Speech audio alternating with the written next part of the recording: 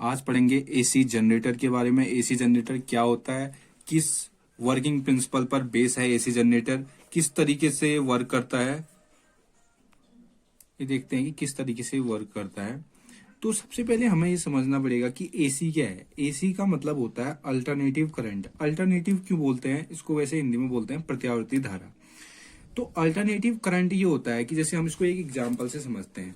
जैसे हमने पिछली वीडियो में डीसी जनरेटर, डीसी मोटर के बारे में पढ़ा था। अगर वो वीडियो आपने देखी तो वो वीडियो पहले आप देख लीजिए, वो नीचे आपको उसकी लिंक मिल जाएगी।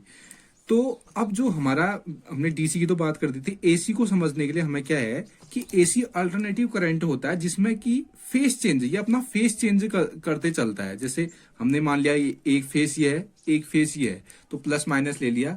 ये क्या कर रहा है, टोटली अपना फेस चेंज कर रहा है। तो अल्टरनेटिव करंट है जो कि फेस चेंज करता है। दूसरा हमें समझना पड़ेगा जनरेटर के बारे में। जनरेटर क्या होता है? जनरेटर एक ऐसा डिवाइस होता है जो कि मैकेनिकल जो एनर्जी होती है उसको कन्वर्ट करता है इलेक्ट्रिक एनर्जी में। तो ये जनरेटर का काम है। अब मेनली हम अपने डायग्राम पर आते हैं। मेन इसका डायग्राम वैसे एक ही होता है, लेकिन ये समझाने के लिए मैंने दो दो डायग्राम बनाए हुए हैं। ठीक, तो मेनली मैं आपको इसके बाद एक लास्ट में एक डायग्राम दे दूंगा कि किस तरीके से इसका पूरा डायग्राम बना सकते हैं। वैसे ऐसे भी बना सकते हैं, तो समझाना है तो इस तरीके से समझ पाओगे आप। तो सबसे पहले देखते हैं, ये नॉर्थ पोल मैग्नेट है, ये साउथ पोल मैग्नेट है। जब किसी भी कॉइल को, या हम इसको आर्मेचर बोलते हैं, जो कि रेक्टेंगुलर होती है, तो इसको जब हम घुमाते हैं, हमने इस कॉइल या इस आर्मेचर को रोटेट कर रखा है नॉर्थ पोल और साउथ पोल मैग्नेट के बीच। इसको रोटेट हम मेनली मैकेनिकली करते हैं, हैंडल की मदद से कर सकते हैं, जो इसके ऊपर हैंडल लगा होता है। तो अब इसको समझने के लिए हमें क्या होगा, जब हम इस कॉइल को या इस आर्मेचर को रोटेट करेंगे इस नॉर्थ पोल और साउथ पोल मैग्नेट के बीच में, तो क्या होगा, नॉर्थ पोल से साउथ पोल के बीच जो है एक ईएमएफ जनरेट होगा, यानी विद्युत वाहक बल जो है हमारा जनरेट होगा। जब ये घूमेगा तो क्या कहते हैं, जब इसकी हाफ रोटेशन हो जाएगी तो वो ईएमएफ जो है वो कट आउट भी होगा। ठीक है, तो वो हम समझेंगे अभी कैसे होगा। इसके लिए हम अब जो हमारा ईएमएफ या जनरेट हुआ जब हमने इसको नॉर्थ पोल और साउथ पोल के बीच घुमाया, या मेनली हमारा करंट जो है वो जनरेट हो गया। ठीक, अब करंट कैसे जनरेट हुआ वो हम समझते हैं। करंट इस तरीके से जनरेट होगा, यहां से तो ऐसे आएगा और यहां से ऐसे आएगा हमारा। इस तरीके से करंट जो है हमारा फ्लो होगा इस पर।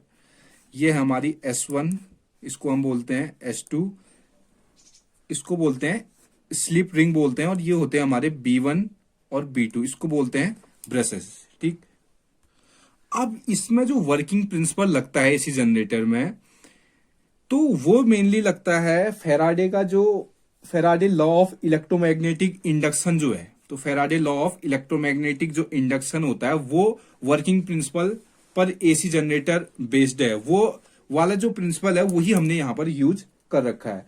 तो उसको समझने के लिए हम एक एग्जांपल लेते हैं। अगर कोई करंट कैरी कंडक्टर है, एग्जांपल समझ रहे हैं कि कोई करंट कैरी कंडक्टर होता है, मतलब कहने का मतलब है कि जिससे करंट पास हो सकता है।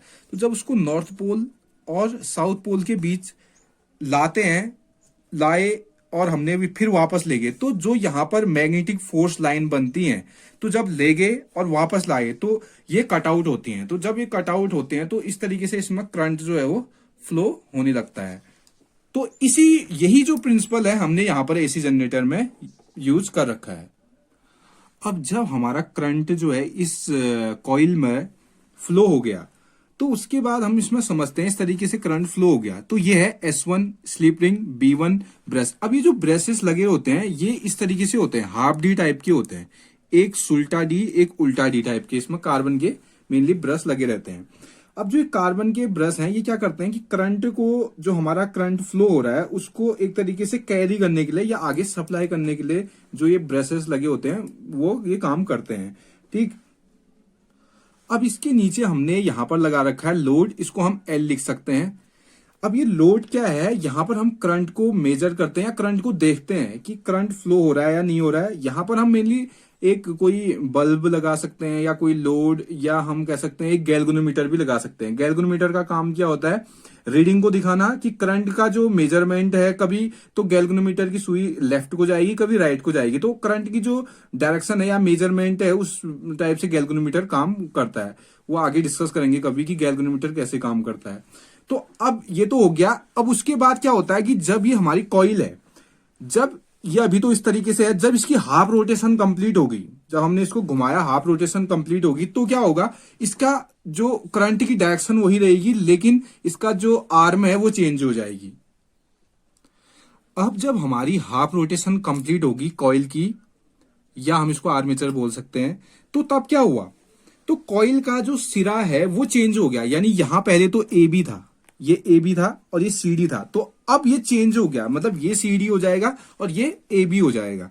तो करंट की डायरेक्शन तो वही रहेगी, लेकिन जो ये एक्सटर्नल सर्किट हमारा ये वाला है, इसमें जो है करंट की डायरेक्शन चेंज होगी, क्योंकि यहां पर देखो ए बी ये है, ये भी यहां चले गया, सी डी यहां आ गया, तो मेनली यहां पर चेंज हुई करंट की डायरेक्शन। ठीक, थोड़ा सा डायग्राम इसका चेंज हो जाएगा अब। ठीक, तो इस तरीके से यहां से इस तरीके से करंट फ्लो होगा और इस एक्सटर्नल सर्किट में इस तरीके से फ्लो होगा। ठीक, ये है इसका पूरा डायग्राम की इस तरीके से बनेगा। तो अब अगर हमें कभी क्या हो कि डायरेक्शन ऑफ करंट चेंज हो गई है, मतलब डायरेक्शन ऑफ करंट चेंज हुई है कहां पर, पहले तो आर्म में तो वही है, लेकिन एक्सटर्नल जो सर्किट हमारा एक्सटर्नल सर्किट है उसमें चेंज हुई है, जो डायरेक्शन ऑफ करंट है वो चेंज हुई है एक्सटर्नल सर्किट में, लेकिन जो आर्म में है वो करंट वही है, चेंज वहां पर नहीं हुआ है। अब हम इस करंट की डायरेक्शन को अगर हमें निकालना हो तो वो कैसे निकालेंगे, तो जो हमारा यहाँ पर एसी जनरेटर है फ्लेमिंग के दाएं हाथ के नियम पर काम करता है। ठीक, तो फ्लेमिंग का जो राइट हैंड रूल है, तो उससे हम निकाल सकते हैं डायरेक्शन ऑफ करंट को। तो डायरेक्शन ऑफ करंट को हम कैसे निकालेंगे, फ्लेमिंग के राइट हैंड रूल से निकालेंगे। तो जो फ्लेमिंग का राइट हैंड रूल है वो क्या कहता है कि जो हमारे थंब है, ठीक, तो इस तरीके से लगभग इसका डायग्राम बनेगा कि जो हमारी ये थंब है ये तो दिखाता है हमारा मोशन को या हमारे जो फोर्स है उसको दिखाता है। ये वाली जो फिंगर है ये दिखाती है हमारी जो फील्ड लाइन है उनको दिखाती है, और ये वाली जो फिंगर है वो दिखाती है मिडिल फिंगर की करंट की डायरेक्शन को। तो यही हमारा मेनली फ्लेमिंग का राइट हैंड रूल है, इसमें ज्यादा कुछ डिस्कस करने लायक है नहीं। तो इससे हम निकाल सकते हैं जो डायरेक्शन ऑफ करंट है इस पूरे कॉइल में निकाल सकते हैं उसको। तो लगभग इस तरीके से एसी जनरेटर के कुछ पार्ट थे और इसकी वर्किंग थी। ये जो है किस प्रिंसिपल पर बेस है वो मैंने आपको बता दिया। मेनली जो इसका डायग्राम है वो कैसे बनना है, पूरा ऐसे भी बना सकते हो, अलग अलग कंडीशन में समझाना है। मेनली मैं इसका डायग्राम अभी दे दूंगा कि कैसे बनाना है इसका डायग्राम एसी जनरेटर का। बहुत इजी टॉपिक है लेकिन बहुत बार बहुत इंपॉर्टेंट है, बहुत ज्यादा पूछा जा रहा है एसी जनरेटर। तो थैंक यू ये वीडियो देखने के लिए।